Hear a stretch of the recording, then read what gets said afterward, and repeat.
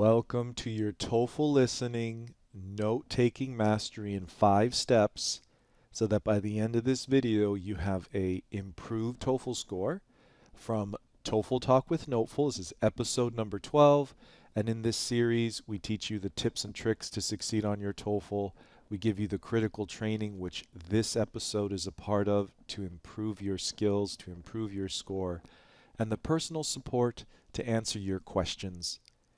I'm Joseph from NoteFull, excited to be with you.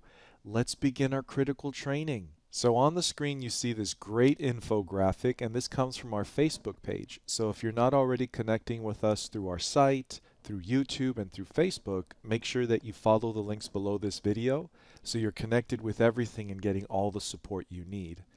So to walk you through this, the first most important critical thing you see here is understand first. Take notes second.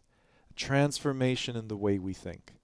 Because oftentimes when we help students, we find that there's this sense that I have to write everything down, but as I'm writing things down, I'm not able to listen to the lecture. How do I fix this? So first we have to switch. And remember, your dream score comes from comprehension, not your notes. Your notes are a tool to help you remember what you comprehend. So you want to be comfortable understanding and taking fewer notes. So the average student will improve. You will improve by making sure that you're focused, energized, connected with understanding the lecture as if you were a student, watching a documentary, something you're interested in, the way you're watching this video. So the best way to help you do that and to train you to change, and you'll trust the process, we're going to do a 1 minute 30-second approximately lecture from a 5-minute TOEFL lecture. Almost guaranteed you're going to hear words you don't know. Guaranteed because the TOEFL on purpose gives you information that is basic for undergraduate level students, but is going to be new. So you want to be comfortable with learning, because there will be in every lecture, every conversation on the TOEFL, every section, unless you're lucky so you feel happy, information you weren't aware of, new knowledge. So you want to make sure that you're a student comprehending what you hear. When you comprehend what you hear, then you take notes as a memory tool to help you remember what you understood. So when you're not understanding something, when something is confusing, our recommendation, what creates success for our students, is don't take notes until there's something you understand, because notes are a memory tool for what you understood, which means no understanding, no notes. So how do we break that and help you improve? One more thing, make sure that you remember that we're improving, not normally jumping from where we are to perfection, 30 out of 30. That's wonderful, that's ideal, some students can do that, but on average, 90%, we improve in step-by-step progress. So whatever your level is, at the end of this video, we don't want to jump to perfect, we want to be better. That's how you improve your score week after week, and that's how you will succeed. So to help you with this, we're going to hear that lecture. I want you to close your eyes and really imagine you're a student in the classroom trying to learn. Let yourself be curious. Don't let yourself stress by words you don't know. Visualize what you hear. Think about it. Try to understand and comprehend it, and take absolutely no notes. So the first thing we're going to train is listen to understand. That takes a lot of focus and energy. Do your best. Know there will be words you might not know. That's okay. You'll still get the general idea. So good luck. Deep breath, nice and comfortable. Step number 1, understand first, take notes second. To help you with that, close your eyes, listen with full power. No notes, starting now. Here's a question for you. How would you go about describing ancient species that no longer exist today? Maybe a question you don't often ask yourself. But paleontologists must do so all the time when studying prehistoric creatures. It's quite a challenge. For example, one of the first researchers to study pterosaurs, a class of reptile that existed in the time of the dinosaur, Theodor von Sommering, published a description of them in 1817 by using the fossil record, a common method used to this day. Sommering reconstructed a pterosaur using fossil remains and found what looked to him like a bat. He described the pterosaur as having laterally directed legs and extensive wing membranes that stretched from the arms and fingers all the way down to the ankles, much like a bat. Sommering's conception of pterosaurs as bat-like was so influential that it became a standard for how both the public and the scientific community viewed pterosaurs until as late as the 1980s. This concept of pterosaurs as bats influenced our understanding of how they behaved as well. Bats tend to hang upside down from tree limbs and cave ceilings. They don't like to land on the ground and are generally awkward when crawling on level surfaces. Since pterosaurs were viewed as being bat-like, many paleontologists also believe that pterosaurs had similar behaviors. Nowadays, though, most scientists believe otherwise. All right, so let's talk about how that was. Feel comfortable. It's a challenging lecture, but there are a couple things that we're going to do. What you see on the screen is actually from our TOEFL Talk episode 11. So you'll see a link on there below where we talk about the 5 important tips on how to increase your TOEFL listening score. So one of the tips was, what do I do when lost in the listening? So if you felt that the most important thing is just this, forget your notes, listen with care to catch the idea. Close your eyes and breathe to keep your focus. Because what you're going to learn is when you start to listen to comprehend major ideas, as a result you get more questions correct.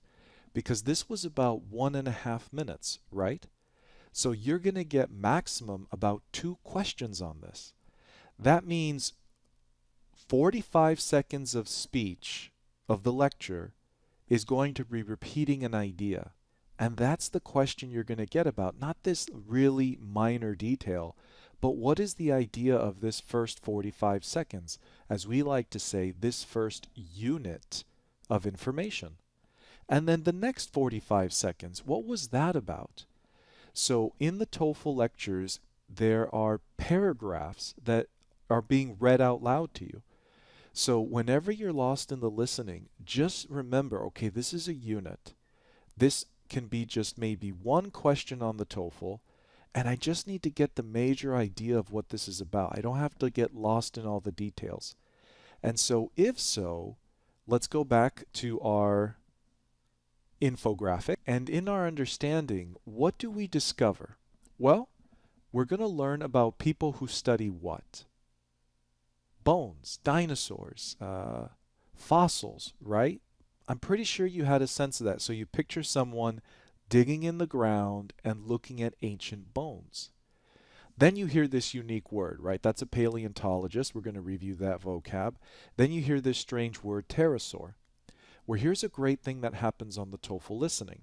Whenever there are words like that that you don't understand, it was a little harder with the video because on the TOEFL listening, if you look at the screen, they have an image there to help you. So they try to copy a classroom where you're sitting down and you're looking at a professor speak. And so a professor will use images and will write things down on the board. So any tough words or strange ideas will usually be on the computer screen so you can check. But here we're just really concentrating on our listening skills. So you probably understand the first unit was to introduce you, because there's always like an introductory unit. 30 seconds to 1 minute to tell you what the lecture is about. And this is about how do we know what ancient things look like, ancient animals? How do we know how they behaved? Just by looking at their bones, how do we know? Then we got an example, right? It was a pterosaur, but you may not remember that name, but you have a sense this was a thing that people discovered and they started to study. And what did they learn? these bones, this structure, what did it look like? A bat, right? So as a result, they thought this ancient thing behaved like what? A bat. So that is the answer to the introduction, which is like you're watching a video, a documentary on Netflix or whatever a streaming service you may use, right? Where streaming is where, YouTube, you get all this video content, where the video is like, how do people know what ancient things look like? And it's like, I'm curious and I'm going to find out. So if you listen like that, you're going to have a better time understanding. You're going to answer more questions correct. Now, let's start to transition into how do we take notes. So number one, we comprehend, we understand first, knowing it may not be perfect, and that's okay. But what we want is to make sure that's our focus. Now, as you take notes, you want to take notes in a way that captures what you understand and helps you understand better. So we talk about this unit idea, right? So that means every 30 to 45 seconds or 1 minute is like a paragraph. It's talking about something, and then the topic changes. So we're going to listen to this lecture again, and what I want you to do is divide your scratch paper into about 8 parts on the TOEFL. So when you have a TOEFL lecture, it'll be about 4.5 to, well, 4 to like 5 minutes. It can be a little more, a little less. Conversations will be anywhere from about, 3 minutes to 4 minutes. And to help you with the speaking and writing, when you start to listen in units, all the structures, all the strategies and templates make sense because you realize, for example, in question 3 of the speaking, there's basically like 2 units. One unit is the paragraph you read. In speaking question number 3, you begin with 50 seconds usually to read a title and a paragraph that's teaching you something. That's the first unit. Then you hear a lecture that illustrates that. That's the second unit. So the first unit is let's learn about a new concept. The second unit is let's give you an example. And then can you relate to two? Do you see that structure here? Instead of it being something you read, it's something you hear. Okay, listen to 45 seconds, introduce what we're going to talk about. Now listen to the next 45 seconds that starts to deal with what we said we're going to talk about. So we're going to do that with examples. So if you understand that, you're on track. So when you divide your scratch paper, for this, since we're only listening to 1.5 minutes, we're going to do a little exercise with this where one line down the middle of your scratch paper, one line across, and I want you to write down for every 30 to 45 seconds 1 or 2 words. So it's like you're going to listen to 30 to 45 seconds. I'm going to pause the recording and come in to help you with that. And I want you to notice, oh, that was a unit and now it's transitioning into something else. So I'm going to write down 1 or 2 words in one box to help me know what that unit was about. So on the TOEFL, because you have 4 to 5 minute lectures, you're probably going to listen to anywhere between 4 to 7 paragraphs being read out loud to you, 4 to 7 units of information, which is why it connects with the questions you're going to be asked. Each question that you get is basically seeing, did you understand this unit? Did you realize the topic changed here? Do you know what unit this detail is a part of? So nice and comfortable. So we're going to do this with just 1.5 minutes of lecture. So one line down the middle, one line across. Listen with care. Don't take any notes until you are instructed to by me. So I'll come in and pause the recording. So let's listen again and start to listen in that unit, right? In paragraphs to build our comprehension like a curious student. Here we go. Here's a question for you. How would you go about describing ancient species that no longer exist today? may be a question you don't often ask yourself, but paleontologists must do so all the time when studying prehistoric creatures. It's quite a challenge.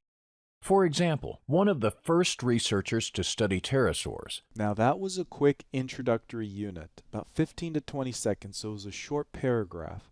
And you can tell it's transitioning because it has something called for example. So that means we've established what this is about. Now let's start to talk about it. So what one or two words might you write down in that first box, right? Like the upper left box, to represent that 15, 20-second unit. What would it be? So for me, it would be ancient species question mark, something like that, where the question mark helps me remember what I understood, which was, how do you describe an ancient species? How do you learn about it? And that's a great question. I'm curious, right? We're becoming interested students. You can write something different. Now, to help you, let's go ahead and take a look at their vocab. And we see paleontologist. Right, let's go to paleontology. And we see here, paleontology, the branch of science concerned with fossil animals and plants. So basically, the scientists who study ancient bones and ancient animals. Makes sense. Then we have an example of the pterosaur. So this will come on the screen. So pterosaur is basically, this is the image that people now have a sense of, but we're going to kind of scroll down here and see this right here. You see this bone? This is like fossil. So this is an ancient thing that was discovered that we call a pterosaur. And so when paleontologist found this, how did this person learn about this animal? All I see is its bones. So that's where we get into this unit. So let's listen again, and we're going to start a little bit in the first unit so you hear that transition again into the second. And that's going to be, a 30 to 45 second paragraph. What are they trying to tell us with this unit? So let's listen again. Remember, take no notes, starting now. For example, one of the first researchers to study pterosaurs, a class of reptile that existed in the time of the dinosaur, Theodor von Sommering, published a description of them in 1817 by using the fossil record, a common method used to this day. Sommering reconstructed a pterosaur using fossil remains and found what looked to him like a bat. He described the pterosaur as having laterally directed. We heard that unit, right? Where it was so what would you write down? So the first thing was ancient species question mark. That's what I would write down. You might write down something different. You might write down a few more words. It's like, how do we know about them? So that next unit, which again, a little bit short, it was about 20, 30 seconds.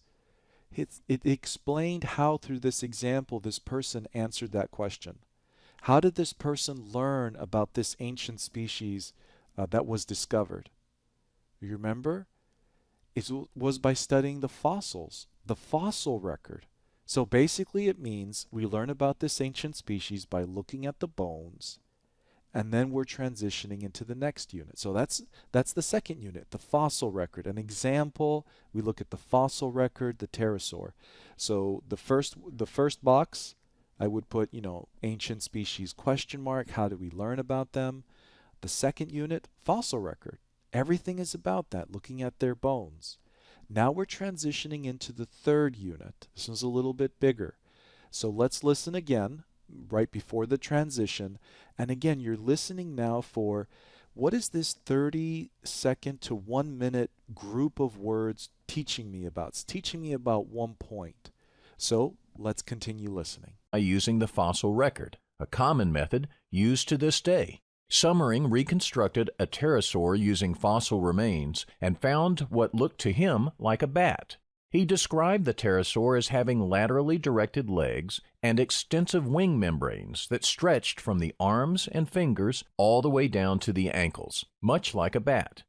Sommering's conception of pterosaurs as bat-like was so influential that it became a standard for how both the public and the scientific community viewed pterosaurs until as late as the 1980s. This concept of pterosaurs as bats influenced our understanding of how they behaved as well. Bats tend to hang upside down from tree limbs and cave ceilings. They don't like to land on the ground and are generally awkward when crawling on level surfaces. Since pterosaurs were viewed as being bat-like, many paleontologists also believe that pterosaurs had similar behaviors. Nowadays, though, most scientists believe otherwise. Now I hope it's making more sense, because this is a larger unit, you get many of these. So that whole unit, right, that big piece of information was essentially saying this ancient species, the pterosaur, was like what? A bat. So the first box, so let's go ahead and do it together. One line down the middle, one line across. For larger TOEFL lectures, you can put this on each side of the scratch paper. Also, this is a way to learn. So if you're taking the home edition and you're using a whiteboard, it might be a little difficult to do it depending on the size of your pen. So you might just need to make sure that you focus on thinking in units, and we're going to share with you how to take notes like that. But now you have a sense, right? So it's like first, ancient species question mark, right? That's what I would write down in the first unit. And remember, we're learning how to build our notes. Then we have the fossil record, right? And we have this example of the pterosaur. So that's something that we can add. But again, this is just meant to begin to show you how we take and build our notes and improve our comprehension as we take notes. And this pattern of understand first, take note second. Then in the third unit, a lot of information. But what we want to do is connect all of that with the animal that we discussed here, the pterosaur, right? We're just writing a few words, was like a bat. So what does that mean? We assume it looked like a bat, and we assume it acted or behaved like a bat. Now this makes a lot of sense, doesn't it? So when you get TOEFL questions, they're basically going to be about the larger idea that you see on the screen. So how does that work with taking notes? Oh, and let me say, did you notice the transition to the fourth unit? The fourth unit, when we hear it, it was like saying, but we don't think this way anymore, or we think a bit differently now, right? So you see the fourth unit is going to be a correction on what we learned from the previous example. So when you listen in these chunks, everything starts to become clearer. It doesn't make it easy, but it makes it easier as you learn it, and it gives you a chance to really improve how you take notes and how you score. So the next thing we're going to do is we're going to do whatever works for us to catch the details. So there's a lot of different things you can do. Some students can really take more notes than others. So you want to learn your balance. So what I'm going to do is I'm going to share with you what works for us at NoteFull, what we teach most students.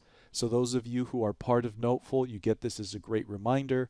Those of you who are new, you get to see what we study and train and how we get students to improve so much. So listen and watch the screen as you see me fill my notes. Let's begin. Here's a question for you.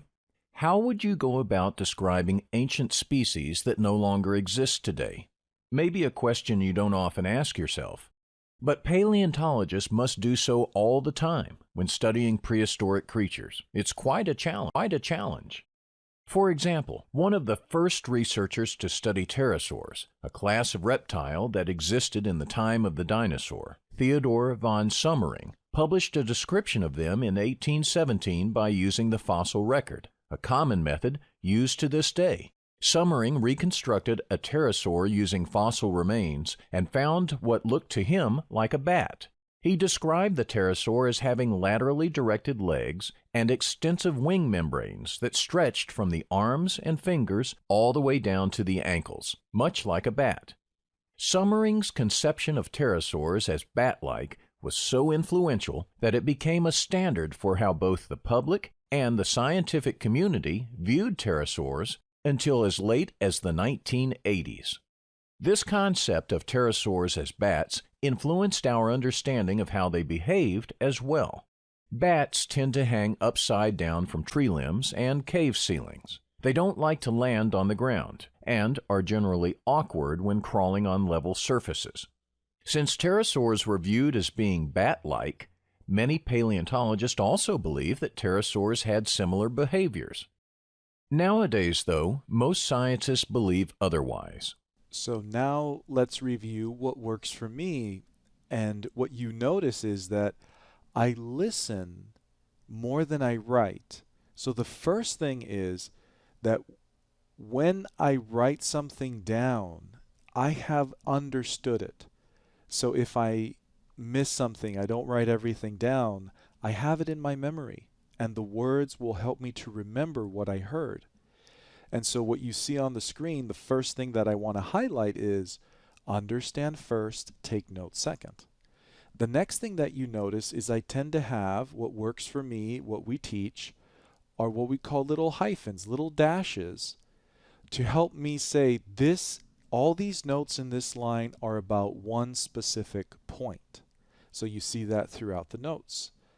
Another thing that works for me are arrows. They are so important because they help me to create connections quickly. And as I'm listening, they help me understand. So I have this connection here and I can explain each. So for example, this connection in the first box, the first unit, is that paleontologists, they're the ones who answer the question of describing ancient species. They care about that. And then we jumped right away into the unit, the next unit. And for me, I use this, this wave line to say that the pterosaurs were kind of alive with the dinosaurs. You see how I can say that? Because I comprehend that. If I didn't comprehend and I look at that, I probably won't understand that connection.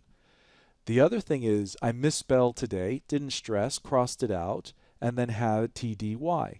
And the arrow is that even today, we do what this person did, TV Summer. I kind of remember the last name, but I didn't get stressed writing everything down.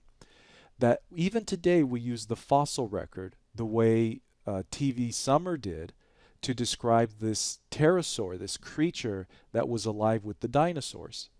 So the same thing with the other arrows. As we learn about bats, the arrow shows that TVS saw that they were similar to pterosaurs. Same thing with the behavior of bats, similar to pterosaurs. I have that arrow to help me. The next thing that we teach that works is don't stress about spelling. There's different ways to misspell words. You can shorten it. But here's something very important. You're going to learn the balance, as I have over practice, of when you misspell, when I misspell, I can misspell so much that afterwards I don't even know what I wrote. So that means I need to spell more carefully. I do need to take more time. And when I comprehend first and take notes second, I can quickly write and still be following because my brain understands and then is writing rather than trying to do both at the same time. And if I ever write so much that I'm starting to lose focus, I stop writing because comprehension is the most important thing.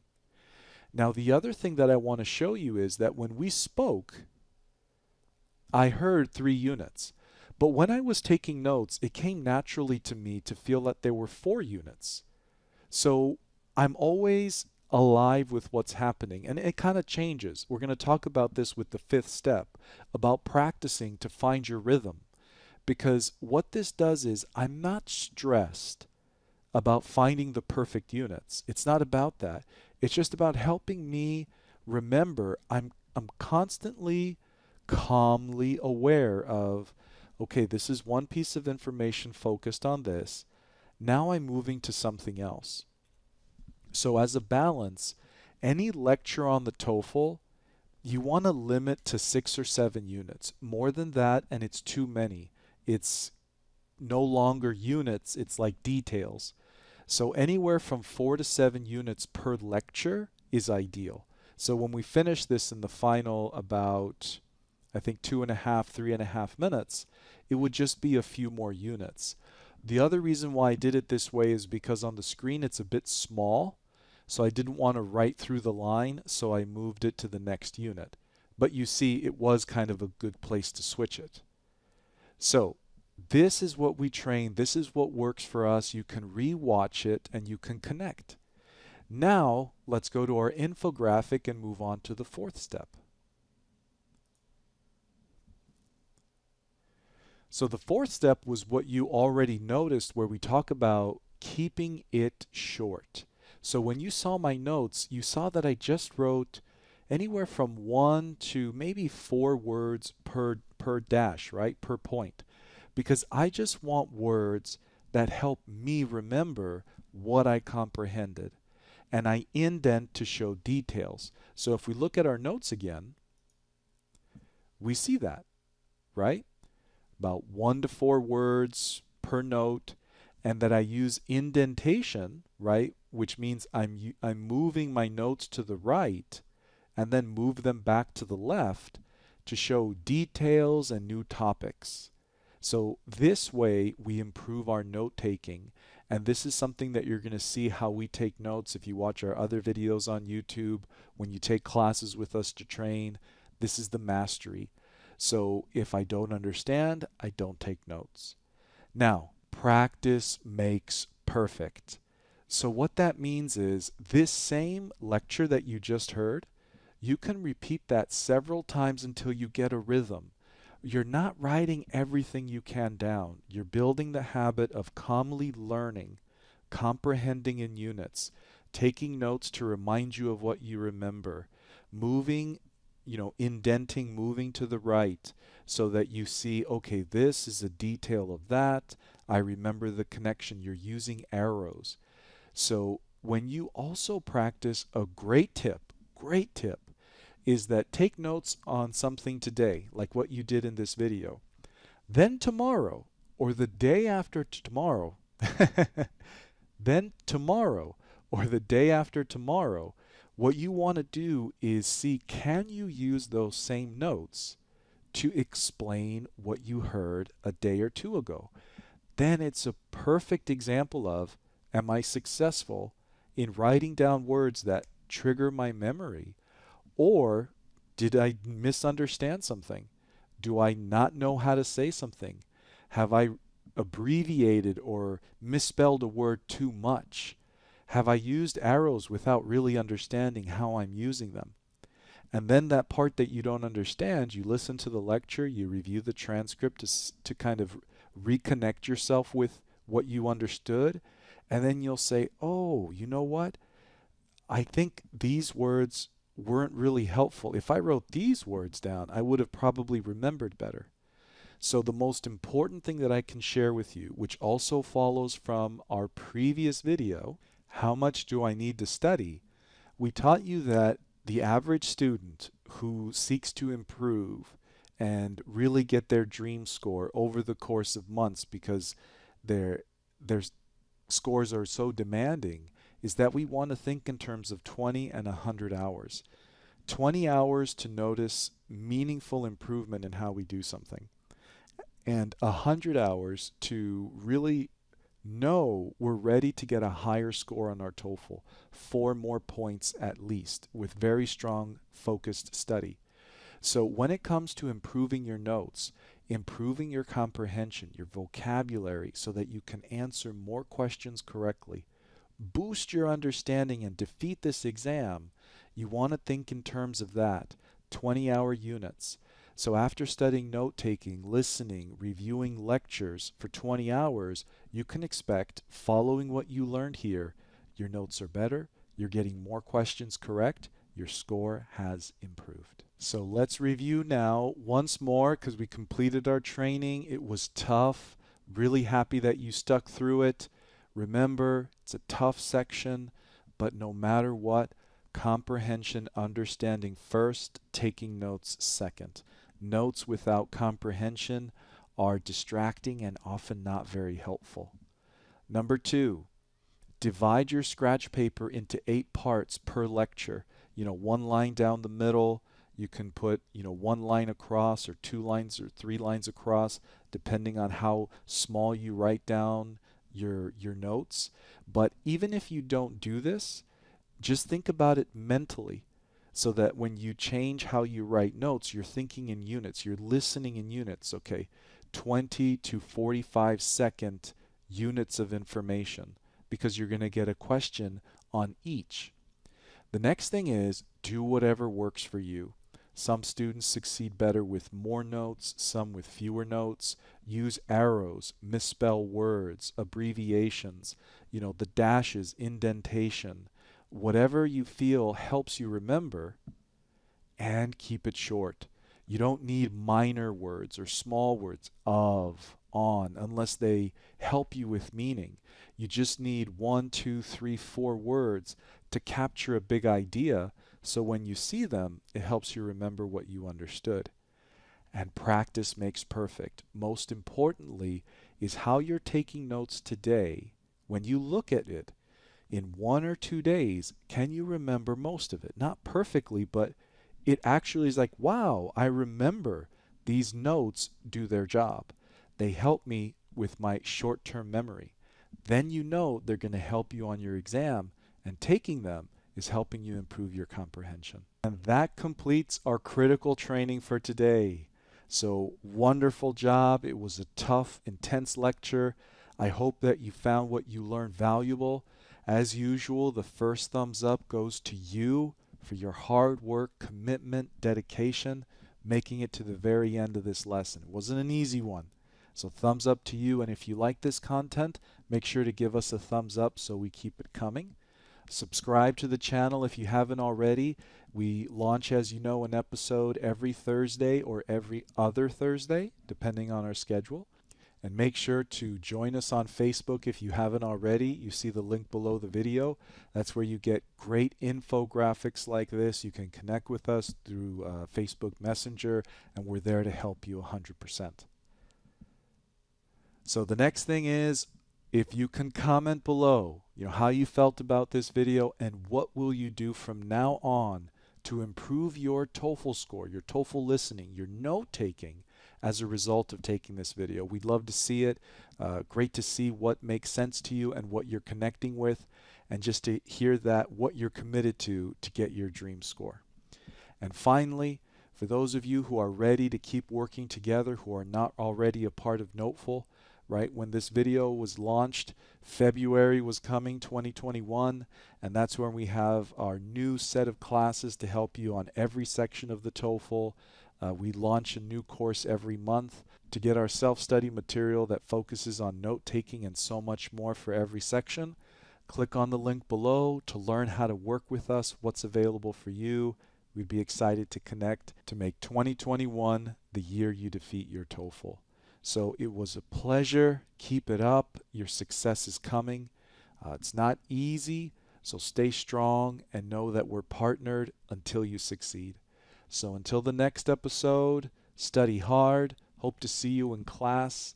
And until next time, bye-bye.